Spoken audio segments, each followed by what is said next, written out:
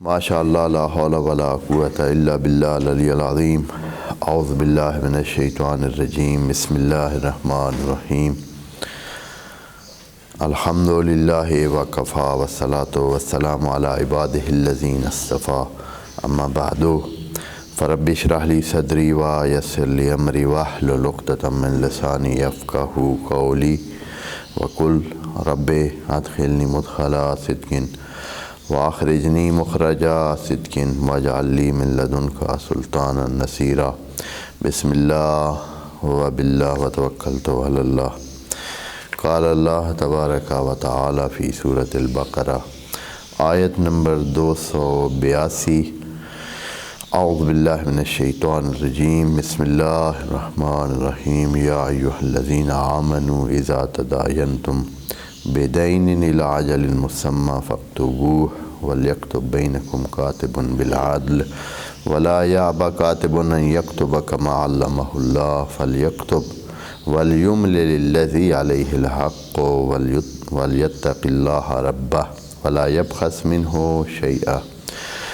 فإن كان الذي عليه الحق سفيها أو ضعيفا أو لا يستطيع أن يمل هو فليملل وليه بالعدل واستشهدوا شهيدين من رجالكم فإن لم يكونا رجلين فرجل وامرأتان ممن ترضون من الشهداء أن تضل إحداهما فتذكر إحداهما الأخرى ولا يأبى الشهداء إذا ما دعوا ولا تسعموا ان تكتبوه صغيرا كان او كبيرا الى اجله ذلكم اقسط عند اللہ صدق اللہ العظیم۔ بہت مہم احکام پر مشتمل، مالی احکام پر مشتمل یہ آیت، اس میں جو طریقہ کار، جو زاویے بیان کیے گئے ہیں، یہ تمام انسانوں کے لیے ہیں، اس زمانے کے انسان، بعد والے، تمام تبدیلیاں اور جو پیش رفت اور انسان کی ترقی ہے، اس کے باوجود یہ آیات اور یہ احکام بعین ہی آج بھی اسی طرح قائم اور دائم ہیں، اور یہ نہیں کہ صرف اس ایک معاشرے کے لیے یا عرب معاشرے کے لیے یا ان کی سمجھ کے مطابق، بلکہ یہ الہی قوانین ہیں اور کائناتی قوانین ہیں، تمام انسانوں کے اکٹھے رہنے اور معاشرتی زندگی کے حوالے سے ضرورت کی ایک چیز جو مالی امور ہیں ان کو سلجھانے کے لیے، سیٹ کرنے کے لیے خدا کریم نے یہ قوانین سیٹ کیے ہیں اور بتائے ہیں، اور ہمیں اس وسعت کے ساتھ ان کو لینا چاہیے جو خدا کریم نے ان الفاظ میں رکھی ہے۔ اس لیے خدا کریم نے کہا ہے کہ یہ عربی مبین میں ہے، اور آپ عربی مبین کو دیکھ کر اس کو سمجھنے کی کوشش کریں، صرف لسان العرب یا عرب کے جو موجودہ مثلا کسی ایک ثقافت مثلا اس طرح سمجھتی ہے اس کو نہیں لینا ہے۔ فرض کریں کہ ایک لفظ ہے، اس ثقافت میں اس کا معنی یہ بنتا ہے، دوسری ثقافت میں، عربی ثقافت میں وہ دوسرا بنتا ہے، تو یہ نہیں مہم وہ عربی مبین، وہ جو اس کا اصلی لغوی معنی ہے وہ ہے، اور اس لحاظ سے پھر اس کا جو روایتی ترجمہ ہے، روایتی تفسیر ہے قرآن کی، وہ اور اس کا وہ قرآن مبین والا جو ترجمہ اور تفسیر اور تشریح ہے وہ ذرا مختلف بن جاتی ہے، کہیں کہیں ایک جیسے بھی ہو سکتی ہے۔ یہاں اس آیت میں ہم یہاں تک پڑھ چکے ہیں کہ خدا کریم حکم دے رہا ہے کہ اپنے معاشرتی معاملات میں آپ کا ایک معاملہ ہوگا جو تداین پر مبنی ہوگا، یعنی فوری نہیں ہو رہا ہے، مثلا آپ ایک چیز دے رہے ہیں، ایک چیز لے رہے ہیں، اس طرح نہیں ہے، بلکہ یہ مدت طلب ہے جس میں کوئی وقت ہے، یہ کام ابھی نہیں ہونا ہے، ہونا بعد میں، یا یہ ہے کہ ایک مدت تک ہوتے رہنا ہے اور پھر کمپلیٹ ہونا ہے، مکمل ہونا ہے؟ تو اس میں یقیناً جو سامنے ہو جائے گا وہ تو آج کا ہوگا، لیکن جو اگلے دنوں میں ہونا ہے، وعلیکم السلام، مثلا آج سے کام شروع ہونا ہے اور اگلے 1 سال تک رہنا ہے، 6 مہینے تک رہنا ہے، یہ اس میں تداین بھی شامل ہے، یعنی کچھ ٹائم ہے، کچھ کام ہے جو وقت طلب ہے اور وقت اس میں لگے گا، تو خدا کریم فرماتا ہے کہ اس کے آپ کیا کریں، فَاكْتُبُوهُ ہو۔ کاتبہ کا معنی اس دن دوستوں کو بتایا تھا کہ کاتبہ کا مطلب یہ ہے کہ کسی کام کو مستحکم کرنا،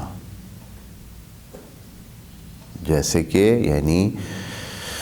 ایک چیز کو پکا کرنے کے لیے آپ کاتبہ کو استعمال کرتے ہیں۔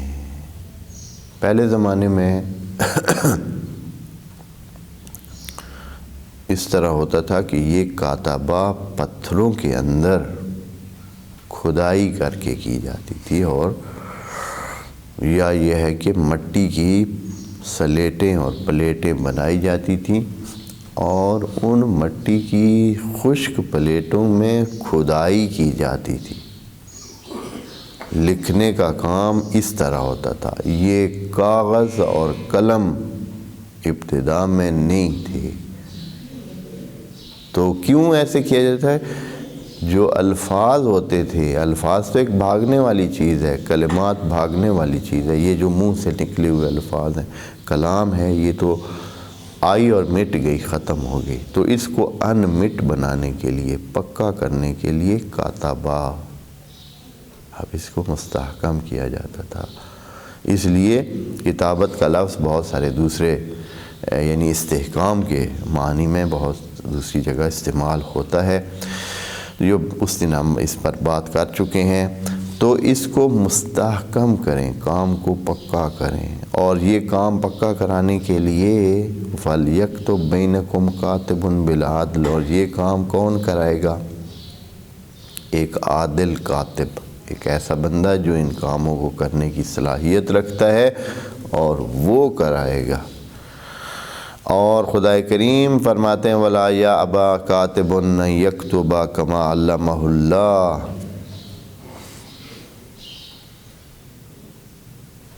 اس کو چاہیے کہ وہ اس طرح، البتہ میں یہ آپ کو بتا دوں کہ لکھنے کا کام بھی ہے، کتابت کا حصہ ہے، وہ بھی الفاظ کو مستحکم، یعنی ایک جو بات ہے، جو طے ہوئی بات ہے آپس میں، اس کو پکا کرنے کا طریقہ ایک یہ ہے کہ وہ کاغذ پر لکھا جائے، اور آج کل یہی کام ہوتا ہے۔ بس یکتبہ کا مطلب یعنی اس مرکزی معنی سے لے کر اب تک کے معنی کو شامل ہو جاتا ہے۔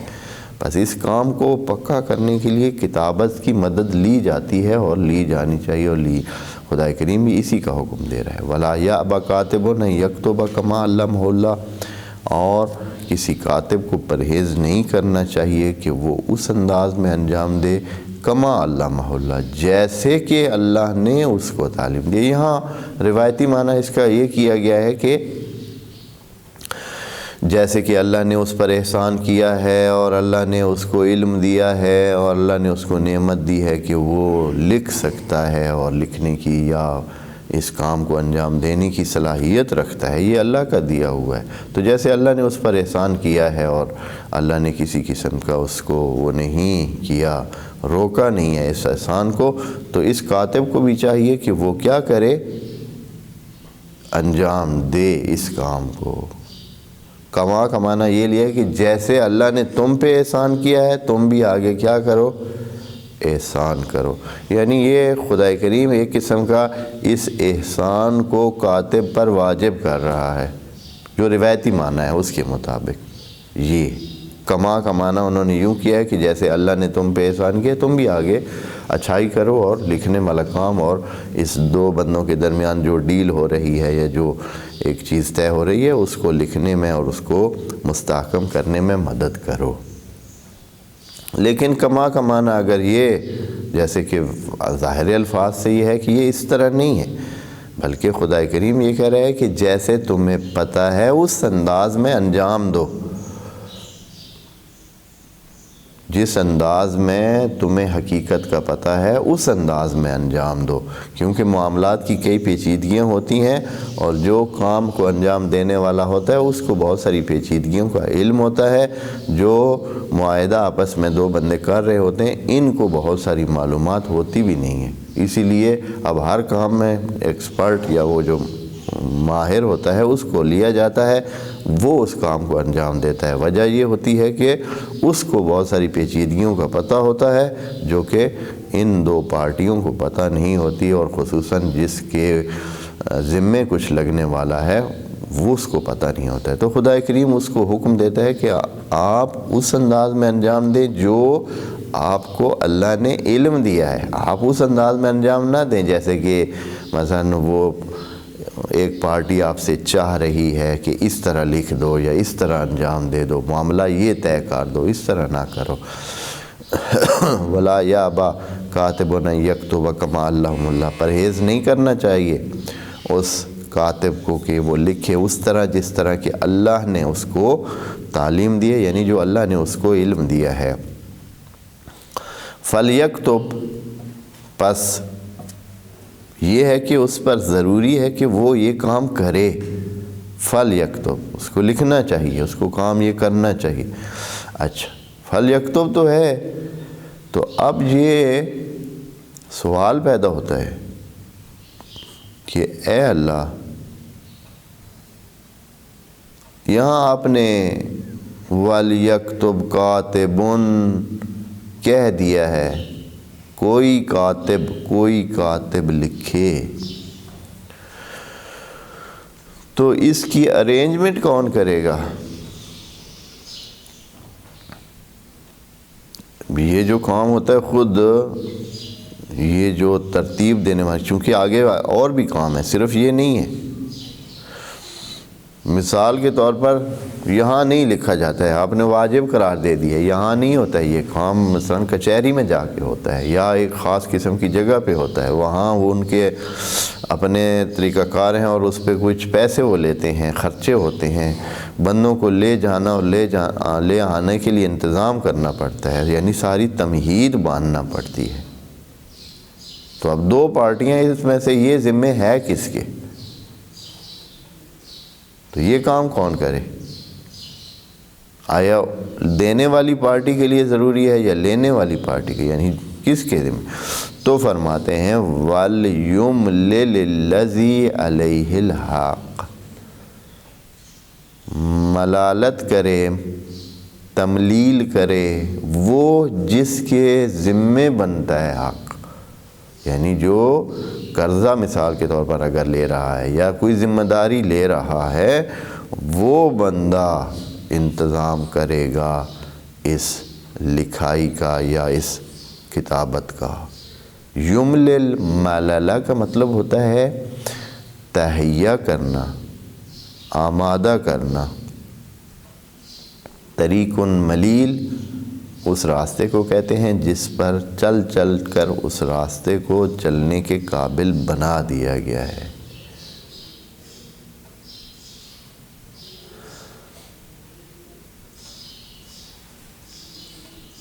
وَلْيُمْلِلِ الَّذِي، لیکن عام معنی جو کیا گیا ہے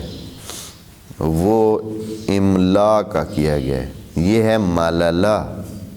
لیکن جو معنی کیا گیا ہے وہ ملأ کا کیا گیا ہے، املا کا۔ املا کا مطلب یہ ہوتا ہے کہ کسی چیز کو، میں دونوں معنوں کو آپ کے سامنے پیش کرتا ہوں تاکہ آپ کو ان کا فرق پتہ چلے، اور جو یہاں تھوڑی سی وہ کی گئی ہے صورتحال کے ایک ہی ان کو لیا گیا ہے، مللہ اور ملأ کو، ہر چند کے مللہ بھی بعد میں وہی جو کہ لکھائی کا کام ہے اس کے معنی میں بھی استعمال ہو سکتا ہے، لیکن زیادہ اس میں جو صحیح معنی اگر کیا جائے، جو اس کا ابتدائی معنی ہے خود مللہ کا، اس کی میں ایک دو مثالیں یہاں سے نقل کرتا ہوں تاکہ آپ دوستوں کو اس کا اندازہ ہو جائے کہ یہ کس طرح اس کے معانی کیے جاتے ہیں۔ میں زیادہ تر اس کو آپ کے لیے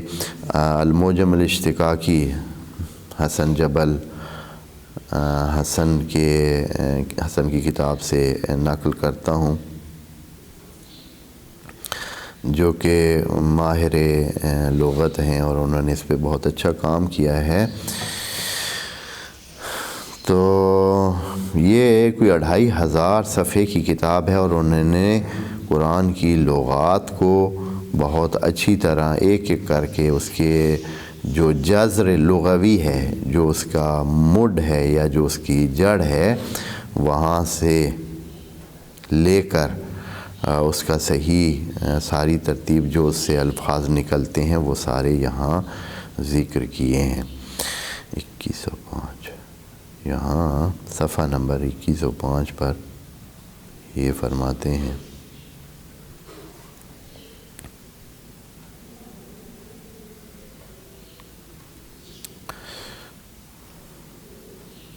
مللہ طریق ملیل و ملل بضم ففتح قد سلک فیہ حتی سارا معلما۔ اتنا اس میں چلا جا چکا ہے کہ جس کی وجہ سے وہ راستہ بن گیا ہے۔ یا کہتے ہیں ململۃ الفیل، ململۃ الفیل کہتے ہیں وہ جو اس کی خرطوم ہوتی ہے نا، اس میں سے مسلسل کھانے پینے کا وہ راستہ بنا ہوا ہوتا ہے، تو اس لیے اس کو کہتے ہیں ململۃ الخرطوم کو۔ اور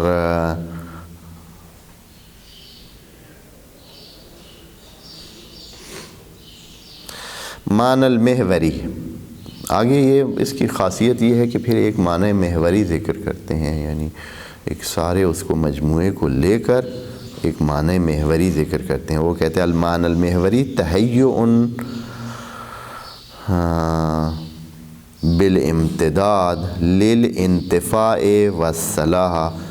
الاساسی کالطریق الموصوف وہو ممتد و مہیّع، کہ کسی چیز کو آپ آمادہ کرتے ہیں، تہیہ کرتے ہیں تاکہ اس پر چلا جائے، اس کو استعمال کیا جائے، اس سے فائدہ اٹھایا جائے۔ یہ مللہ کا معنی ہے، اور اس سے پہلے لفظ ہے،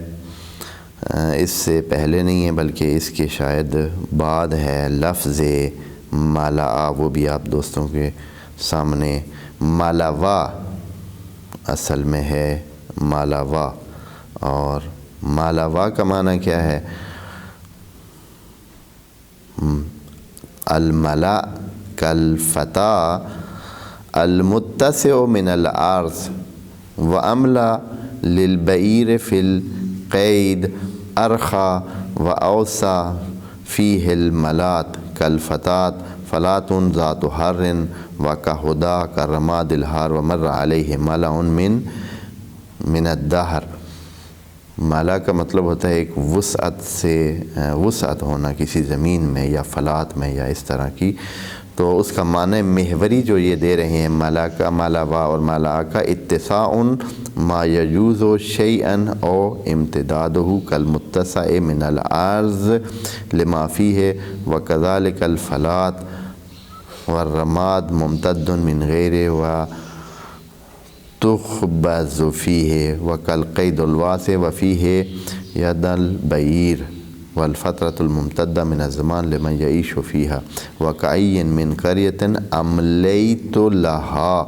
کہ کتنے قریہ ہیں جن کو ہم نے وسعت دی ہے۔ اب یہ کہتے ہیں کہ اما املیت الکتاب، اسی میں لکھتے ہیں کہ اسی باب سے املیت الکتاب بھی ہے، یعنی وہ جو کتابت کی املا کرنا، فہی محولۃ عن المضعفہ، یہ محول ہے مضعفہ سے۔ یہ بہت مہم بات بتا رہے ہیں، یعنی وہ تبدیل ہوا ہے مضعفہ سے، یعنی مللہ سے۔ پس وہ جو املیت الکتاب ہے وہ اصل میں امللت الکتاب ہے، امللت الکتاب تو بن گیا ہے املیت الکتاب۔ ان المضعف کما قالوا، جیسے کہ کہا گیا ہے، وجہ فیہ التوصیل وهو امتداد مع التحیۃ للکتابہ، وقالوا اساطیر الاولین اکتتبہا فہی تملی علیہ بکرۃ واصیلا، وہ بھیجا جاتا ہے یا بولا جاتا ہے مسلسل ان کے اوپر۔ تو وہ لفظ بھی یہ جیسے بتا رہے ہیں ان کی تحقیق کے مطابق، یا یہ کم از کم نسبت دے رہے ہیں کما قالو یعنی جیسے کہ کہا گیا ہے۔ اب وہ معنی لیا گیا ہے، یہ کما قالو کہہ کر یہ کہنا چاہتے ہیں کہ جیسے کہ کہا ہے، یعنی خود ممکن ہے کہ صاحب کتاب اس بات پر راضی نہیں ہے کہ املیتو کو یا یہ جو ملأ ہے وہ معنی لیا جائے ملل، تو یہاں یملل ہے، یہاں یملئ نہیں کہا،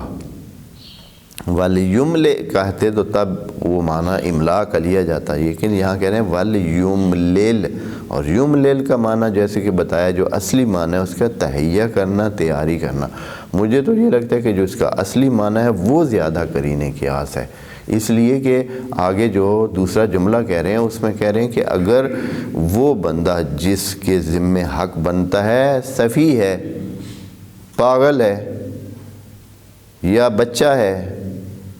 یا یہ ہے کہ اصلاً ویسے ہی کسی وجہ سے وہ یہ کام کر ہی نہیں سکتا ہے، تو اس صورت میں اس کی جگہ اس کا ولی یہ کام کرے گا۔ اب قرض لینے والی بات تو بھی یہ پہلے تو تداین کا معنی بھی یہاں اس سے واضح ہوگا کہ تداین کا کیا معنی ہے، آیا قرض لینا ہے یا یہ ہے کہ ایک ذمہ داری لینا ہے، ایک ذمہ داری کی بات ہے، وہ ذمہ داری کسی کی بن جاتی ہے، ذمہ داری تو بغیر چاہے کے بھی بعض اوقات بن جاتی ہے، اس لیے کہ انسان مثلا کوئی نقصان کر بیٹھتا ہے تو ذمہ داری بن جاتی ہے، اور ذمہ داری تداین میں تبدیل ہو جاتی ہے، اس لیے کہ اس کو جو پورا کرنے کے لیے وقت چاہیے ہوتا ہے۔ وَلْيُمْلِلِ الَّذِي عَلَيْهِ الْحَقُّ، پس کس کی ذمہ داری ہے کہ سارا سلسلہ مہیا کرے، افراد کو بلائے، کاتب کی بات کرے، کاتب کو بلائے، تو یہ اس کی جو ذمہ دار بن رہا ہے، جس کے ذمے پڑ رہا ہے، جس نے دینا ہے، بعد میں جس نے ادائیگی کرنی ہے۔ وَلْيُمْلِلِ الَّذِي عَلَيْهِ الْحَقُّ وَلْيَتَّقِ اللَّهَ رَبَّهُ، اور یہاں خدا کریم نے دو لفظ کہہ دیے ہیں، ساتھ ہی کہا ہے کہ وَلْيَتَّقِ اللَّهَ رَبَّهُ، ویسے تو کافی تھا کہ اللہ کہتا ہے وَلْيَتَّقِ اللَّهُ، جیسے اتقوا اللہ ہے، اللہ کا تقوی کریں، اللہ سے، اللہ کے قوانین اور اللہ کی جو بنائی ہوئی جہان، جو بنائے ہوئے جہان ہے اور اس کا جو ترتیب ہے، جو اس میں اپنے آپ کو بچا کر رکھیں۔ اللہ کی ترتیب یہ ہے کہ انسان کے ذمے صرف بندگی ہے، بندگی کرے گا تو بچ کے رہے گا، اگر بندگی سے ہٹے گا تو نقصان کرے گا۔ یہاں خدا کریم نے کہنا تھا وَلْيَتَّقِ اللَّهَ، اللہ سے ڈرے اور بچ کے رہے اور دھیان سے چلے کہ کہیں کوئی خرابی کر کے اپنا نقصان نہ کرے۔ لیکن خدا کریم نے صرف اللہ پر اکتفا نہیں کیا، ربہ ساتھ کہا ہے، وَلْيَتَّقِ اللَّهَ رَبَّهُ، یعنی یہ جان لے کہ ہم بھی اوپر بیٹھے ہیں اور دھیان کر رہے ہیں، یعنی ان سارے امور کی ربوبیت تیرے ہاتھ میں نہیں ہے۔ اگر تو نے نقصان کیا یا خرابی کی یا چوری کی یا درمیان میں ایسی چیز لکھوا دی، کم لکھوا دی جس سے آپ نے فائدہ لینے کی کوشش کی اور دوسرے کو نقصان ہونے کا مسئلہ ہوا، تو وَلْيَتَّقِ اللَّهَ رَبَّهُ، اپنے رب سے ڈر کہ اصل میں جو چلا رہا ہے، وہ جو نظام کو گھما رہا ہے وہ تو نہیں ہے، وہ ہے، اور تمہارے اس کام کی وجہ سے تمہیں نقصان ہو سکتا ہے۔ یعنی یہ ایک قسم کی خدا کریم نے اس ربہ کو ساتھ رکھ کر دھمکی اس میں شامل کر دی۔ وَلْيَتَّقِ اللَّهُ، اسے چاہیے کہ وہ تقوی کرے، بچے، اپنے آپ کو بچائے، کس سے؟ اللہ سے۔ کون اللہ؟ کافی تھا نا یہاں تک، لیکن اللہ نے کہا ربہ، وہ جو اس سارے نظام کو چلا رہا ہے۔ یہ نہ سمجھے کہ اب اس نے لکھوا دیا ہے اور وہ کچھ جو ہے اپنے فائدے میں لکھوا دیا ہے، دوسرے کے نقصان میں لکھا دیا ہے تو اب یہ بچ کے رہ جائے گا اور بس ٹھیک ہے، ہو گیا، جو ہوا نہ تو آج، ایسے نہیں ہوگا۔ وَلَا يَبْخَسْ مِنْهُ شَيْئًا، کچھ بھی کم نہ رکھے، بڑی سختی سے خدا کریم یہاں فرما رہا ہے وَلَا يَبْخَسْ مِنْهُ شَيْئًا۔ اور آپ جانتے ہیں کہ جب کسی بات کو دو ٹوک انداز میں اور کسی گنجائش کے بغیر بتایا جائے تو اس کو جملہ خبریہ کی صورت میں کہا جاتا ہے۔ ویسے آپ کسی کو کہتے ہیں کہ فرض کریں کہ آپ آ رہے ہیں، ایک کہتے ہیں، اور آپ ایک کو کہہ رہے ہیں کہ آپ آؤ۔ آؤ کہنے میں پھر گنجائش ہو سکتی ہے کہ وہ آئے یا نہیں، بل جب کہا جا رہا ہے کہ آ رہے ہو، آ رہے ہو، تم آ رہے ہو۔ ایک بندے کو آپ کہتے ہیں آپ جائیں، تو یہ اس میں بھی معنی تو یہی ہے کہ آپ وہ جائے، لیکن جب آپ اس کو کہہ رہے ہیں نا تم جا رہے ہو، یہ جملہ خبریہ ہے، لیکن اس میں کیا موجود ہے؟ اس میں جو معنی ہے وہ بہت شدید قسم کا معنی موجود ہے۔ یہاں خدا کریم فرما رہا ہے وَلَا يَبْخَسْ مِنْهُ شَيْئًا، اور یہ کچھ بھی اس کو نقصان نہیں پہنچائے گا۔ وَلَا يَبْخَسْ مِنْهُ شَيْئًا، یعنی اس اپنے دین سے کچھ بھی کم نہیں رکھے گا۔ اس کا مطلب یہ ہے کہ اس چیز کو مینیج کون کر رہا ہے؟ اس کو خدا کریم دیکھ رہا ہے، اور خدا کریم اس کو اسی طرح کرے گا کہ بالآخر تو نے اگر لکھوا بھی دیا تو آپ اس کا نقصان نہیں کریں گے۔ کس کا نقصان کریں گے؟ اپنا نقصان کریں گے۔ فَإِنْ كَانَ الَّذِي عَلَيْهِ الْحَقُّ صَفِيًّا، یہاں سے وہ دوسرا یہ شروع ہوتا ہے۔ اس سے پتہ چلتا ہے کہ یہ تداین سے مراد صرف قرض لینا نہیں ہے۔ اگر قرض لینا مراد ہو تو ایک سفیہ بندہ کیسے قرض لے گا؟ کس لیے قرض لے گا؟ بندہ خود ہے ہی سفیہ۔ سفیہ سے مطلب ہے کہ جو کم عقل ہے، جو عقل مند ہی نہیں ہے، جو اتنی قابلیت نہیں رکھتا ہے کہ وہ اس کام کے لیے ساری ترتیب دے سکے۔ فَإِنْ كَانَ الَّذِي عَلَيْهِ الْحَقُّ صَفِيحًا أَوْ ضَعِيفًا، یا اصلاً ضعیف ہے، ضعیف کسی وجہ سے بھی ہو سکتا ہے چھوٹا ہے، ہو سکتا ہے کمزور ہے، ویسے بیمار ہے، ہو سکتا ہے۔ اور ضعیف کے معنی میں یہ چیز موجود ہے کہ اس کام کے لیے کیا چاہیے ہے؟ طاقت چاہیے اور سمجھ چاہیے اور ایک سلسلہ چاہیے۔ وَإِلَّا، یہ کاتب کو املا کرانے کے لیے کون سی ایک زبان تو ہلانی ہوتی ہے۔ یہ زبان آخری چیز ہوتی ہے جو انسان کی متاثر ہوتی ہے۔ انسان کے باقی سارے اعضاء جو ہے وہ اکثر جو ہے وہ کمزور پڑ کر کام کرنا چھوڑ دیتے ہیں، لیکن زبان ایک ایسی چیز ہوتی ہے جو دیر تک انسان کا ساتھ دیتی رہتی ہے اور چلتی ہے۔ تو املا کا معنی اگر وہ لیا جائے صرف بولنا، تو وہ تو بہت بندے بیماری کی حالت میں بھی بعض اوقات کر سکتے ہیں، لیکن یہاں مراد تہیہ کرنا ہے، یعنی ترتیب دینا سارے کام کی۔ پس فَإِنْ كَانَ الَّذِي عَلَيْهِ الْحَقُّ صَفِيحًا أَوْ ضَعِيفًا أَوْ لَا يَسْتَطِيعُ أَنْ يُمِلَّ، کہ اس پہ استطاعت نہیں ہے۔ یستطیع کے لفظ میں بھی یہ چیز موجود ہے۔ یستطیع عام چیز نہیں ہوتی ہے۔ یستطیع کا مطلب ہے کہ ایک استطاعت ہونا، اتنی طاقت ہونا، اتنا سلسلہ ہونا کہ وہ کیا کریں، این یمل، وہ ترتیب نہیں دے سکتا ہے۔ اب ہم کہیں کہ وہ استطاعت نہیں رکھتا ہے کہ املا کرا سکے، تو یعنی صرف بول سکے یا اس کو لکھوا سکے۔ اللہ یستطیع ان یمل ہوا فلیملل ولیہ، پس اس کا کوئی ولی۔ اب ولی کے معنی میں تھوڑی وسعت ہے۔ ولی کا معنی کیا ہوگا؟ ولی کا معنی ایک ترتیب ہے، جو اس کا شرعی ولی ہے پہلے، جو رشتہ داروں میں، جیسے اس کا باپ ہے، جیسے اس کا دادا ہے، یا اس کا اگر کوئی چاچو ہے، یہ ولی ہیں اس کے شرعی طور پر۔ اگر نہیں تو پھر ریاست کی نوبت آ جاتی ہے، یعنی گورنمنٹ یہ کام کرے گی، اس کا ولی پھر گورنمنٹ، اور گورنمنٹ کا جو نمائندہ ہوگا وہ اس کا ولی ہوگا۔ اس لیے خدا کریم نے یہاں یہ نہیں کہا ہے کہ یہ صرف ولی سے مراد کیا ہے یہ شرعی ولی یا جو آس پاس میں کوئی ایسے ہوتا ہے وہ نہیں، بلکہ ولی جو بھی ولی ہے بالعدل۔ بالعدل کہہ کر پھر اسی بات کو ہے کہ جو آپس میں آپ کے اس میں بیلنس ہے، جو متوازن ہے، جو معروف ہے، جو موجود ہے۔ بالعدل کا اگر صحیح طریقے سے دیکھا جائے اور جو اس کا معنی بنتا ہے معروف کے قریب بنتا ہے۔ معروف یعنی بالعدل، بالعدل کا معنی معروف بنتا ہے، چونکہ یہ بیلنس کی ہوئی چیز کو کہتے ہیں، متوازن کی ہوئی چیز کو کہتے ہیں۔ اور انشاءاللہ اس کے بعد ابھی آیت جاری ہے، اور یہ بہت مہم باتیں ہیں جو کہ ہمیں دھیان کرنی ہے، انشاءاللہ اس کو دیکھیں گے۔ والسلام علیکم ورحمۃ اللہ وبرکاتہ۔